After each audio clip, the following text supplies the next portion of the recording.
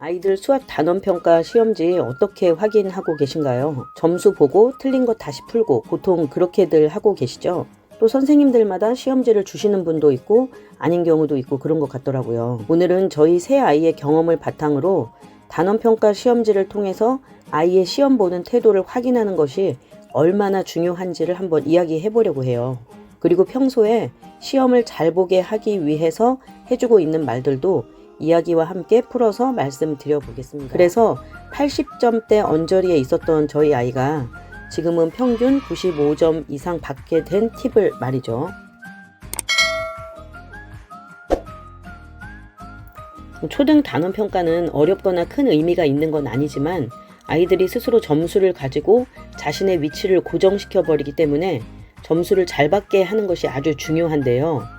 80점 아래로 매번 받아온다면은 뭔가 아래 학년부터 구멍이 있는 거죠. 그런데 한 85점에서 90점 정도 사이에서 늘 머무는 아이들은 크게 실력이 떨어진다기보다는 시험 보는 태도와 불안감 같은 심리적인 것과 연결이 되어 있다고 생각을 하거든요. 그러니 점수대를 떠나서 반드시 시험지를 확인해보고 구멍은 메꿔주고 집중하지 못하는 요인은 제거를 해줘야겠죠. 그래서 공부한 만큼은 결과가 나와줘야 아이가 공부할 맛이 날 거예요.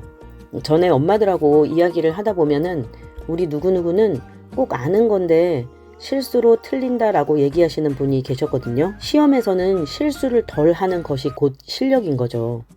공부를 꾸준히 시키는 아이들이 단원평가 정도의 문제를 몰라서 틀리는 경우는 별로 없거든요.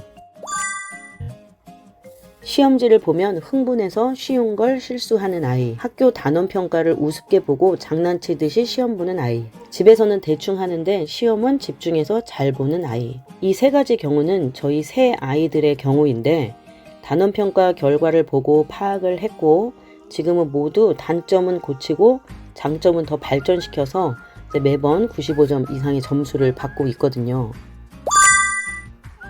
저희 큰아이가 5학년 첫 수학 단원 평가를 보고 시험지를 들고 왔는데 82점을 받아왔더라고요. 제가 전에 영상에서 이 아이가 4학년 이후로 중학교 2학년 때 도형에서 두 문제 틀린 거 빼고는 지금까지 학교 시험은 전부 올백이었다고 말씀을 드렸었는데 이 5학년의 첫 시험만큼은 좀 달랐었어요. 복잡해서 말씀을 미리 안 드린 거죠. 그리고 이때를 계기로 성장을 해서 이후로는 쭉 올백을 맞은 것이고요. 아무튼 역시 5학년 수학은 만만한 게 아니구나 싶어서 틀린 문제를 확인을 해보니 전부 연산에서 틀렸더라고요. 5학년 수학이니만큼 예습 복습을 철저히 시켰는데 연산에서 몇 문제를 틀려버리니 아이도 저도 많이 속상했죠. 시험 문제가 어렵지 않다고 생각하니까 혼자 잘난 줄 알고 흥분해서 풀다가 연산에서 이렇게 다 오답이 나온 거였어요. 그때 혼을 많이 냈던 것 같아요. 지금 같아서는 좀 덜 혼냈을 수도. 그리고 이제 그때부터 계속 해줬던 이야기가 시험이 쉬우면 너만 쉬운 게 아니다. 그러니까 더 집중해서 풀고 시험이 또 어려우면 그것도 너만 어려운 것은 아니니까 쫄지 말고 풀라는 거였어요. 그리고 다 풀고 나서 검토하는 것의 중요성을 계속 이야기를 해줬거든요. 또 어떤 아이들은 빨리 푸는 것이 잘하는 거라고 생각해서 빨리 풀고 으쓱으쓱 하는 아이들도 있거든요. 그런 게 습관이 되면 안 되기 때문에 관심을 가져야 하는 거죠. 이런 것들은 상담할 때 선생님께 물어볼 수도 있고 아니면 아이에게 직접 물어볼 수도 있죠. 시험 보고 나니까 시간이 얼마나 남았더냐 이런 식으로요. 큰아이의 경우는 공부 욕심도 있었고 스스로 고치려고 노력하는 타입이라서 저의 이런 말들이 좀 잘 먹혔던 것 같았어요. 이번에는 저희 6학년 남자아이의 이야기인데요. 4학년 때부터 늘 80점 언저리를 맴돌던 녀석인데 좀 느린 아이라 크게 신경을 쓰지 않았거든요. 이 아이의 선생님께서는 시험지를 안 주셨기 때문에 어떤 걸 틀렸는지 좀 궁금은 했지만 그냥 내버려 두다가 2학기 때는 선생님께 요청을 했어요. 준비를 나름대로 많이 시키는데도 점수가 항상 이러니 어떤 점이 부족한지 궁금하다고 그렇게 전화로 말씀을 드렸죠. 그러고 나니 선생님께서 이 아이만 시험지를 복사해서 주셨어요. 처음 시험지를 받아보고 제가 정말 깜짝 놀랐는데 어이없는 걸 틀리기도 했지만 자기가 계산을 써놓고도 자기가 쓴 숫자를 못 알아봐서 틀리기도 했고 또 마지막 한 문제에는 답을 모름이라고 써놨더라고요. 진짜 이때의 황당함이란, 집안에서와 밖에서 이렇게 다르구나. 제가 공부에 아주 목맨 사람은 아닌데 그래도 항상 기본기만 탄탄하게 하자라는 생각으로 아이들을 끌고 가고 있거든요.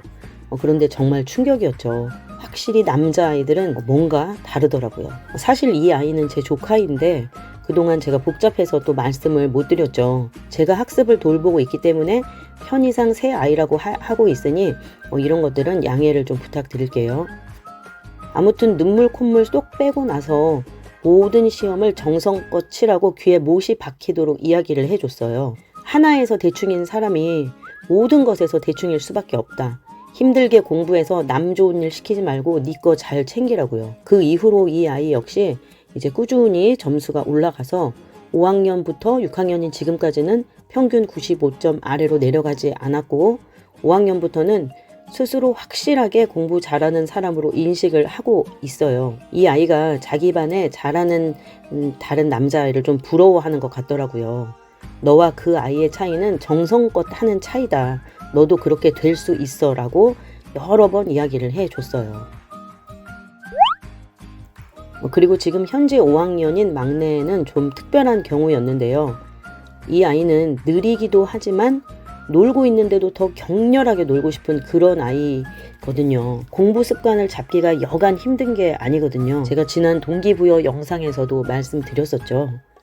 저와 성향이 똑같고 독립심이 너무 강해서 남이 시키는 모든 것은 일단 반항을 하고 보는 아이거든요. 아무튼 집에서는 그렇게 힘든 아이인데 4학년 2학기쯤에 한번 단원평가를 잘 받아왔어요. 점수를. 집에서는 찔끔찔끔 집중을 잘 못하면서 공부하는 아이라 의외였는데 점수가 잘 나왔길래 제가 이렇게 얘기를 해줬거든요. 너는 독립심이 강해서 누가 시키는 것은 좀 하기 싫어하는데 바깥일은 정말 잘하는구나. 와, 진짜 대단하네. 그게 쉬운 일이 아니거든. 그게 진짜지.